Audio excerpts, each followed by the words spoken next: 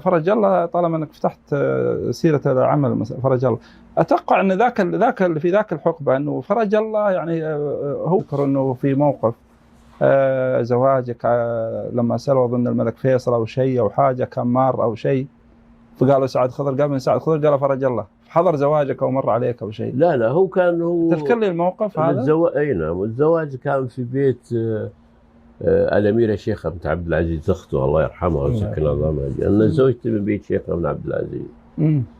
فليلة دخلتي كان يوم خميس ليلة جمعة، فالملك فيصل والملك خالد الله يرحمهم ياخذون دورة كل أسبوع بحكم يعني ارتباطاتهم، يجون يعني ليلة الجمعة عند أختي فلانة، ليلة الجمعة يتقهوون وهذا ويمشون ويطمنون عن أحواله. أنا حظي كان زيارة للشيخة بنت عبد العزيز في بيتها، فهم يسمعون القربعة والغطاريف، قالوا وش الصجة عندكم الملك؟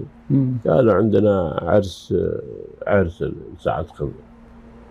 وش سعد خضر؟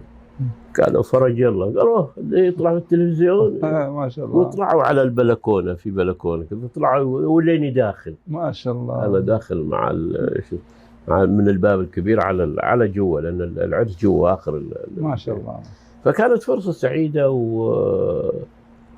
وشيء عظيم يعني إنه في حياتي صار.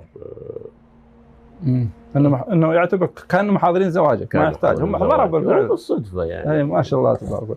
وش كان لحظتها يعني؟ انت شفتهم ولا بعدين قالوا لك ولا شفتهم؟ لا انا بيني وبينك ما شفت احد، نعرس داخل ما مشغول. اي مشغول بس بعدين عاد يوم ذا قالوا ترى الملك فيصل والملك عبد الله واقفين على البلكونه. ما شاء الله. الحاجه اللي انا تاسست فيها اني ما رحت سلمت عليهم، كانت أمنية عمري إني أسلم على الملك عبد الله الملك فيصل يعني، لكن ما حصل.